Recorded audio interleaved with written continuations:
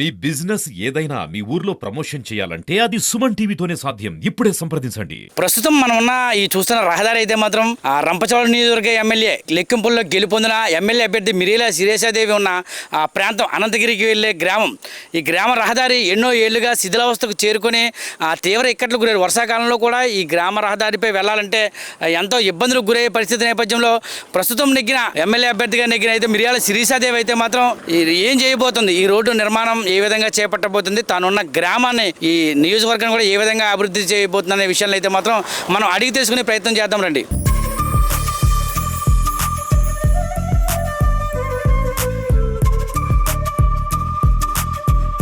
సాధారణ గృహిణిగా మీరు ఇంట్లో ఉంటూ ఒక అంగన్వాడీ టీచర్గా ఉంటూ ఏ సీట్ అయితే మాత్రం మీరు కైవసం చేసుకున్నారు. ఈ నేపథ్యంలో అసలు మీరు మీ సొంత పార్టీలోనే వ్యతిరేకత వచ్చిన నేపథ్యంలోనే అలాగే ఈ రాజకీయం అంటే ఆషామాషి అయితే కాదు. ఈ రోజుల్లో ఎంతో చాలా కష్టతరమైంది, ఎంతో గుండె నిబ్బరం ఉంటేనే కానీ వెళ్ళలేని పరిస్థితి. ఎందుకంటే మనకు ఒత్తులు ఎక్కువగా ఉంటాయి, బెదిరింపులు ఉంటాయి. ఇవన్నీ కూడా నిలదొక్కుని ఏ విధంగా వెళ్ళగలిగారు మీరు అసలు? అవునండి, నేను చిన్నప్పటి నుంచే చాలా స్ట్రాంగ్. ఎందుకంటే నాన్నగారు చనిపోయారు నా చిన్న వయసులో. అమ్మ కూడా చాలా ప్రాబ్లమ్స్ ఫేస్ చేసి మమ్మల్ని పెంచిందండి. కష్టపడి కూలీ నాలి చేసి ఉన్న దాంట్లోనే మాకు సర్ది పెట్టి, ఇలా సమాజంలోకి వెళ్ళిన తర్వాత ఇలాంటి పరిస్థితులు వస్తాయి. దేన్నైనా ఎదుర్కొనే శక్తి ఉండాలి మనకి అన్న గుండె ధైర్యాన్ని, అదేవిధంగా ఒక స్పోర్టినెస్ని మా అమ్మగారు నాకు చిన్నప్పుడే నేర్పించారు. అంటే పెద్దవాళ్ళని ఎలా గౌరవించాలి, చిన్నవాళ్ళని ఎలా మర్యాదించాలి, సమాజంలోకి వెళ్తే రకరకాల మనుషులు ఉంటారు, వాళ్ళ నుంచి ఎలాంటి సమస్యలు వస్తాయి. నేను చిన్నప్పుడు మా నాన్న చనిపోయారు, చూసావు కదా ఎన్ని ప్రాబ్లమ్స్ నేను ఫేస్ చేస్తున్నాను. ఇలాంటి పరిస్థితులు రావచ్చు కాబట్టి దేనికైనా మనం సిద్ధంగా ఉండాలి. లేకపోతే జాబ్ చేసుకున్నా, లేకపోతే పెళ్ళి అయినా సరే అత్తమామల విషయంలో కాదు, లేకపోతే రకరకాల మనుషుల మధ్య ఉండాల్సి వస్తుంది. వీటన్నిటిని నువ్వు ఇలా ఎదుర్కోవాలని మా అమ్మగారు నాకు చిన్నప్పుడే చెప్పడం జరిగింది. ఆ స్ట్రాంగ్ ఎక్కువ, నేను చిన్నప్పటి నుంచి చాలా ధైర్యం ఎక్కువ నాకండి. అదేవిధంగా పెళ్ళయింది, ఇక్కడికి వచ్చిన తర్వాత మా ఆయన గారు ఇంకా స్ట్రాంగ్. ఆయన రాజకీయాల్లో పెద్ద ఎక్కువ, అంటే ఎలా అంటే రాజకీయాలు ఆయన ఆరుతేరారు. చిన్న వయసు ఆయనది కూడా 33 సంవత్సరాలు అండి, నాకు ప్రజెంట్ ఇప్పుడు 29 సంవత్సరాలు. కానీ మా ఆయన గారు ఇంకా ధైర్యం, ఆయన నింపిన ధైర్యం ఇంకా ఎక్కువగా ఉంది. సో ఈ విధంగా నేను ముందుకెళ్ళాను. ఎంతమంది భగవంతుడు దయ లేకుండా ఒక సామాన్య ఫ్యామిలీకి టికెట్ ఇవ్వడం అసాధ్యం. దేవుడి దయ ఉంది కాబట్టే నాకు ఈ అవకాశం వచ్చింది. ఖచ్చితంగా దేవుడు ఈ అవకాశం ఇచ్చాడంటే రేపు పొద్దున గెలిచే అవకాశం కూడా ఆయనే ఇస్తారన్న నమ్మకం నాకైతే ఉండింది. చాలా వ్యతిరేకత అయితే ఉంది. చాలామంది వైసీపీ వాళ్ళు కొత్త అమ్మాయి, ఏం తెలుసు, రాజకీయ అనుభవం ఏం లేదు, అలా ఆయనకుంటే అలా ఆయనకి ఇస్తే అలా ఆయనకి వచ్చినేమో, ఈ పిల్లకి ఏం తెలుసు, చిన్న వయసు అని చాలామంది డిస్కరేజ్ చేశారు. కానీ నేనైతే దాన్ని ఏం పట్టించుకోలేదు. నాకు ఇచ్చారు, ఎందుకు ఇచ్చారో ఏమో, నా ద్వారా నా ప్రాంతానికి అభివృద్ధి చేయాలని రాసి పెట్టేసేయడము దేవుడు. ఆ అవకాశం నాకు వచ్చిందని నేను నమ్మాను. ఆ విధంగా ముందుకు వెళ్ళిపోయానండి. ప్రజల నుంచి కూడా చాలా మంచి స్పందన. ఎక్కడికి వెళ్ళినా 11 మండలాలు తిరిగాను, అక్కడ ఉన్న సమస్యల కోసం తెలుసుకోవడం జరిగింది. వైసీపీ వాళ్ళ నుంచి వ్యతిరేకత వస్తూ ఉన్నా, నా పార్టీ నుంచి వ్యతిరేకత వస్తూ ఉన్నా సరే ప్రతి దాన్ని ఎదుర్కొని ధైర్యంగా ముందుకు వెళ్ళాము. దేన్ని పట్టించుకోలేదు. ఆ విధంగా చాలా తక్కువ సమయంలో 11 మండలాల సమస్యల్ని కూడా అవగాహన చేసుకొని ఏ సభకి వెళ్ళినా సరే అనర్గళంగా నిజంగా ఏదో ఒక అనుభవజ్ఞ రాజకీయ నాయకురాల్లాగా అయితే మాత్రం మీరు ప్రతి సభల్లో నాటిలో మేము మాట్లాడడం అయితే చూసాం. ఆ వాయిస్ కూడా మీకు నిజంగా దేవుడిచ్చిన వరం అని అనుకోవచ్చు. అంటే ఎంతమంది అసలు అమ్మకి, మీకు పిల్లలు ఎంతమంది అసలు? అమ్మ మేము మా అక్క, అన్నయ్య, నేనండి. అక్క హౌస్ వైఫే, వాళ్ళ ఆయన టీచర్. అన్నయ్య కూడా వ్యవసాయమే అండి, ఆయనకి పెళ్ళి అయిపోయింది. నేను ఇలాగా ఇదే రాజమంగ మండలంలో అనంతగిరి గ్రామం. మా ఆయన గారు వాల్మీకి ఫ్యామిలీ నుంచి వచ్చారండి, మఠం విజయ భాస్కర్. ప్రజెంట్ ఆయన తెలుగు యువత అధ్యక్షులుగా పనిచేస్తున్నారు. నేను ప్రాథమిక విద్య అంటే గింజర్తి అండి, రాజమంగ మండలం దగ్గరే. తర్వాత సింగంపల్లిలో 10th వరకు చదువుకున్నానండి. గవర్నమెంట్ జూనియర్ కాలేజ్ రాజమంగ దగ్గర ఇంటర్ చేశానండి. డిగ్రీ ఏమో రాజమండ్రి సెయింట్ ఫాల్స్ కాలేజ్ అండి, డిగ్రీ ప్రైవేట్ కాలేజ్, అక్కడ చదివానండి. 3 years BA చేశానండి నేను, బ్యాచిలర్ ఆఫ్ ఆర్ట్స్. తర్వాత BEd సోషియాలజీ అని తెలుగు చేశానండి. అదేమో కాకినాడ జగన్నాథపురం దగ్గర ఉన్నటువంటి ఆదిత్య కాలేజ్ అండి. అంటే మీ విజయానికి ఇప్పుడు ఉమ్మడిలో వెళ్ళారు, జనసేన కానీ బీజేపీ కానీ టీడీపీతో ఉమ్మడి, మీ విజయానికి ఏమాత్రం ఆ పార్టీలు సహకరించాయంటారు? విజయానికి ఇది పొత్తు కూడా చాలా ప్లస్ అయిందండి మనకు, 3 పార్టీల పొత్తు. యాక్చువల్గా మన తెలుగుదేశం ఎలా గెలుస్తుంది, ఎందుకంటే ప్రస్తుతం ఉన్నటువంటి వ్యతిరేకతే. జగన్మోహన్ రెడ్డి వైసీపీ పార్టీలో ఉండి ఎటువంటి రాష్ట్రాన్ని ఏ విధంగా నాశనం చేశారో ప్రతి ఒక్కరికి తెలుసు. ఖచ్చితంగా మనమైతే గెలిచే వాళ్ళం. కాకపోతే ఇంకా మనకి అదనంగా ప్లస్ అయింది ఏంటంటే ఉమ్మడి పొత్తు కాబట్టి బీజేపీ వాళ్ళు మనకు బాగా సపోర్ట్ చేశారండి, జనసేన వాళ్ళు సపోర్ట్ చేశారు. ఈ విధంగా 3 పార్టీల పొత్తు మీద మనకు అందరు సపోర్ట్ చేయడం వల్ల ఈరోజు ఇంత ఘన విజయం మనకి సాధ్యం చేసుకున్నాం. అందులోనూ 15 సంవత్సరాల తర్వాత కంచుకోట అయినటువంటి రంపచోడవరం నియోజకవర్గానికి తెలుగుదేశం జెండా ఎగరవేయడం మొట్టమొదటిసారిగా అంటే రంపచోడవరం నియోజకవర్గం మార్చిన తర్వాత గెలిచిన ఎమ్మెల్యే అని చాలా మంది అంటున్నారు. నిజంగా చాలా నేనైతే అనుకోలేదు.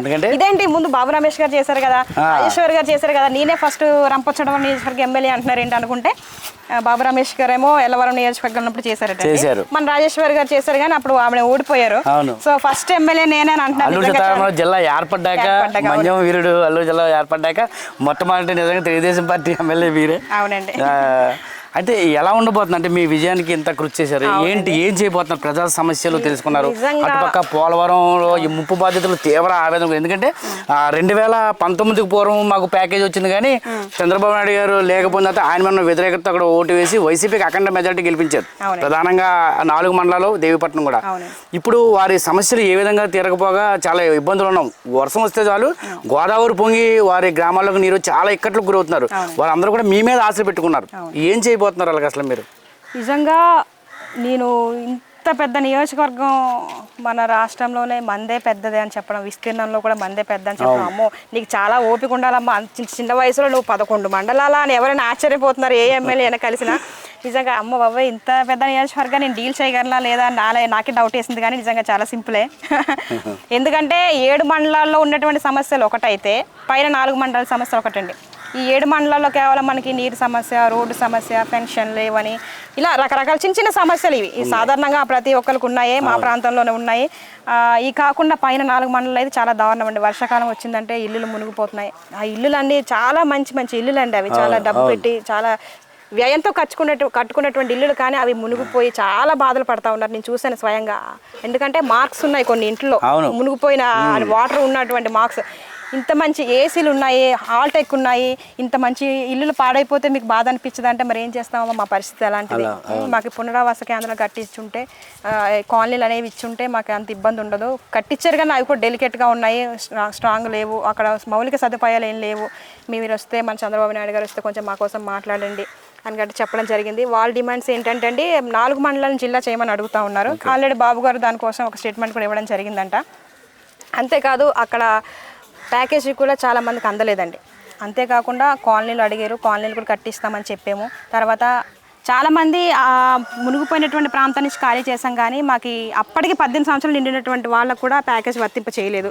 ఆ ప్యాకేజ్ మాకు నిండిన వాళ్ళందరూ కూడా ఇప్పించండి అని అంటున్నారు. అదేవిధంగా ఎకరానికి ఇస్తాన డబ్బులు ఇవ్వలేదు, R&R ప్యాకేజ్ ఇవ్వలేదు, చాలా రకాలుగా ఇబ్బంది పెడతా ఉన్నారు. ఈ అనంతబాబు అనే వ్యక్తి చాలా ఆ డబ్బును కూడా నొక్కేసాడని కూడా చాలా మంది చెప్పారు. అంటే సామాన్యులకు అందలేదు, మేము ఇంత నష్టపోయాము, మాకు నష్టపరిహారంగా అందలేదండి, మధ్యవర్తులే తినేశారు, మీరు వస్తే మాకు న్యాయం చేయండి అని చెప్పారు. నిజంగా చాలా బాధాకరం అండి. నేను ఇప్పుడు మనం గెలిచాం కానీ రేపొద్దున వర్షాలు వస్తే ఫస్ట్ మనం సర్వీస్ చేయాల్సిందే 4 మండలాలు. అవునండి. నిజంగా అప్పుడే ఫోన్ చేసి అడుగుతా ఉన్నాను అక్కడ ఏమో వర్షాలు పడుతున్నాయి కదా, అక్కడ ఏమైనా ప్రాంతం మునిగిపోయిందా, ఏమైనా సమస్యలు ఉందంటే లేదండి ఇంకా ఏమీ లేదు, మీకు చెప్తాము ఏదైనా అంటే జరుగుతాయి అని చెప్తా ఉన్నారు. కాబట్టి అక్కడ ఏం జరిగినా నేను ప్రజలకు ఎప్పుడు అందుబాటులో ఉండి సేవ చేయడానికి సిద్ధంగానే ఉన్నాను. ఈ విషయాలన్నీ కూడా ఖచ్చితంగా మన బాబు గారి దృష్టికి తీసుకెళ్ళి ఆ సమస్యల పరిష్కారం కోసం కూడా నిత్యం పోరాడతాను, కృషి చేస్తానని మరొకసారి 4 మండలాల ప్రజలకు తెలియజేస్తా ఉన్నాను. అంతేకాదు 7 మండలాలు ఉన్నటువంటి ప్రజలు చాలా మందికి మంచినీళ్ళు లేవండి, రోడ్డు సదుపాయం లేదు, కరెంటు లేదు, ఇంకా డోలీలు కొన్ని ప్రాంతాల్లో ఏజెన్సీ ప్రాంతాల్లో చాలా ముఖ్యంగా కొండల మీద ఉన్న వాళ్ళు కూడా ఇప్పటికీ చాలా ఇబ్బందులు గురవుతున్నారు. ఎందుకంటే డోలీలు పట్టుకొని వాళ్ళని తీసుకెళ్ళడం చాలా అయితే మాత్రం ఇబ్బంది పడుతున్నారు. అవునండి, చాలా దారుణమైన పరిస్థితి అండి. అలాంటి ప్రాంతాలు నేను ఖచ్చితంగా రోడ్లు వేయించాలనుకుంటున్నాను. కరెంటు వాళ్ళకి సబ్ సెంటర్స్ అని ఇలా మంచి మంచి పనులు చేయాలని ఆశపడతా ఉన్నాను మెయిన్గా. అంతేకాదు చాలా ఇక్కడ మెయిన్గా ఉన్నటువంటి సమస్య ఏంటంటే ఇక్కడ గిరిజన ప్రాంతంలో వలసలు పోతా ఉన్నారు. అంటే పనులు లేక, ఉద్యోగాలు లేక, చదువుకొని నిరుద్యోగులుగా ఉండిపోయి వేరే వేరే ప్రాంతాలకు వెళ్ళిపోయి ఆ ఇచ్చేటువంటి 10-5 వేలకో పాపం రూమ్ రెంట్లు కట్టుకుంటారా, ఫ్యామిలీని పోషించుకుంటారా, ఈ విధంగా ఇబ్బంది పడుతున్నారు.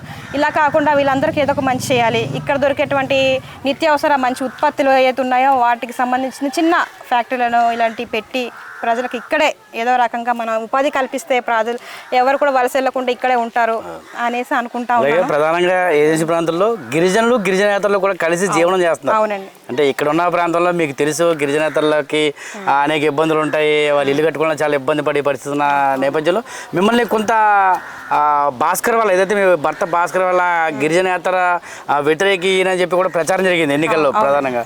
అదంతా ఎలా? నిజంగా మా ఆయన అయితే దేనికి వ్యతిరేకం కాదండి. ఎలా అంటే మా అత్త మామగారు 10 సంవత్సరాలు 15 సంవత్సరాల నుంచి మ్యాక్సిమం రాజకీయాల్లో ఉండి సర్పంచులు వార్డు మెంబర్గా చేశారండి. మా పంచాయతీ కిండ్రా పంచాయతీ అండి. అక్కడ మెయిన్గా బీసీలే ఉంటారు, 9 ట్రైబ్సే. మొత్తం వాళ్ళే మా మామగారిని అత్తగారిని కూడా దగ్గరుండి గెలిపించి డబ్బు అవసరమైతే వాళ్ళ గోల్డ్ని ఇచ్చి వాళ్ళ డబ్బునిచ్చి మీరు ఉండండి, మీరు ఉంటేనే మాకు సేఫ్. ఇప్పటికీ మేము చూసాము. ఇప్పుడు ఒక ట్రైబ్ సర్పంచ్ వచ్చారు, అక్కడ వచ్చి ఆ ప్రాంతంలో ఉన్నటువంటి నాన్ ట్రైబ్స్ని బయటకు గదిమేస్తా ఉన్నారు. వాళ్ళ యొక్క ల్యాండ్ల మీద గొడవలు పెడతా ఉన్నాడు, ఇల్లులు కూల్చేస్తా ఉన్నారు. చాలా దారుణమైన పరిస్థితి. ఇప్పుడు అక్కడ ఉన్నటువంటి మీకు ఒక్కసారి అవకాశం కోల్పోయామో, మేము ఏం నష్టపోయామో మాకు తెలుస్తుందని ఆ బీసీ వాళ్ళు వచ్చి మాకు చెప్తా ఉన్నారు. వైసీపీ వాళ్ళు వచ్చి ఏడుస్తూ ఉన్నారు. ఇలాంటి పరిస్థితి చోటు చేసుకుందంటే మా మామయ్య గారికి ఒక పేరు ఉండిందండి. ఎందుకంటే అక్కడ ఉన్నంత కాలం ఎస్టీకి కానీ బీసీకి కానీ ఎవరికి ఎటువంటి ఇబ్బంది లేకుండా ప్రజలందరూ కూడా మంచి సర్వీస్ అనేది చేయడం జరిగిందండి. మట్టం జోషి గారు మా మామయ్య గారు, ఆయనకు ఒక బిరుదుంది రాజమంగ మండలంలో బీసీల సర్పంచ్ అని. అంత మంచి వ్యక్తి అండి. మేము ఎప్పుడు ఏ కులానికి ఏ మతానికి వ్యతిరేకం కాదు. నేను ఎస్టీ కోయ, మా ఆయన వాల్మీకి, అమ్మ వాళ్ళకి ఇష్టం లేకపోయినా నేను మ్యారేజ్ చేసుకున్నాము. అంటే కులాంతర వివాహాలు అన్నట్టుగా అనుకున్నారు, కానీ నాకైతే ఏ రోజు ఆ ఫీలింగ్ లేదు. మా అమ్మగారికి ఆ ఫీలింగ్ లేదు. కానీ ఊర్లో ఉన్న జనాలు వేరే క్యాస్ట్ చేసుకొని వెళ్ళిపోయింది, వేరే క్యాస్ట్ చేసుకొని ఇలాగా పుకాలు చేయడం వల్ల మా అమ్మగారు కొంచెం బాధపడ్డారు. కానీ తర్వాత చెప్పాం, అమ్మ మనం ఇలా కులాలు మతాల పేరు మీద ఉండకూడదు, మన మనుషులమందరం ఒకటే, జాతులు మతాలు ఇలా ఏమి ఉండకూడదు, మనం అందరం ఒకటే. కాబట్టి అమ్మ ఇలాంటి అసలు ఎవరు పెట్టుకోవద్దు, ఎవరు అన్నా సరే మీరు పట్టించుకోవద్దు, నమ్మొద్దు అని చెప్పడం జరిగింది. ఆ విధంగా మా అమ్మ వాళ్ళు సో హ్యాపీ. ఇప్పుడు అందరం కలిసే ఉన్నామండి.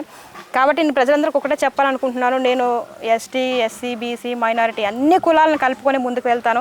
ఈ అమ్మాయి ఎస్టీ అంట, కేవలం ఎస్టీ వాళ్ళకే చేస్తుందంట, నాన్ ట్రైబిక్స్ చేయదంట, వాళ్ళకి సపోర్ట్ చేయదు, వాళ్ళని ఈ ప్రాంతంలో ఉండనీయరని చాలా పుకార్లు ఈ ఎమ్మెల్సీ అనంతబాబు అనే వ్యక్తే చేయడం జరిగింది. కాబట్టి ప్రజలు ఎవరు నమ్మాల్సిన అవసరం లేదు. నేను అన్ని వర్గాలను కలుపుకొని ముందుకు వెళ్తాను. నేను ఎవరికి వ్యతిరేకిని కాదు. కులం కానీ మతం కానీ ఏది కూడా నేను వ్యత్యాసం చూపించకుండా ప్రజలందరికీ నన్ను నమ్మి ఓటేశారు కాబట్టి దాన్ని సద్వినియోగం చేసుకొని ఆ ప్రజలకు న్యాయం చేయాలని అనుకుంటున్నాను. కాబట్టి ప్రజలందరూ కూడా సపోర్ట్ చేశారు కాబట్టి ఈరోజు ఈ స్థానంలో ఉన్నాను. కాబట్టి ప్రజలకు నిత్యం నేను ఎప్పుడు సర్వీస్ చేయడానికి సిద్ధంగా ఉన్నానండి. చంద్రబాబు నాయుడు గారు మీ మీద నమ్మకం ఉంచి మీకు సీట్ ఇచ్చారు. ప్రజలు మిమ్మల్ని నమ్మి పట్టం కట్టారు. ఏ విధంగానో మిమ్మల్ని అదృష్టం వరించింది కనుక ఈరోజు అనంతగిరి ఒక మారుమూల ప్రాంతం నుంచి అసెంబ్లీలో అడుగు పెట్టబోతున్నారు. మహామహులు ఉన్న అసెంబ్లీలో అడుగు పెట్టబోతున్నారు. నిజంగా మిమ్మల్ని అదృష్టం వరించిందనే చెప్పుకోవాలి. ఈ నేపథ్యంలో గిరిజన సమస్యల పరిష్కారానికి వారి ఎప్పుడు కూడా మీ వెంట సుమన్ టీవీ మీ వెన్నంటే ఉంటుంది. ఖచ్చితంగా సమస్యల దృష్టి మీ వెనక నిలబడి సమస్యల పరిష్కారం కృషి చేయడానికి అయితే మేము ఖచ్చితంగా మీ వెనక నిలబడతామని చెప్తున్నాం. ఈ సందర్భంగా వన్స్ అగైన్ కంగ్రాచులేషన్స్. మీరు ప్రజా సమస్యలు పరిష్కరించాలని కోరుతున్నాను. తప్పకుండా సార్, నా ప్రాంతం ప్రజల కోసం ఎప్పుడు నిత్యం పనిచేస్తానని మరొకసారి సుమన్ టీవీ సందర్భంగా ప్రజలందరూ కూడా సవినయంగా తెలియజేస్తూ ఉన్నాను. Thank you sir. నమస్తే.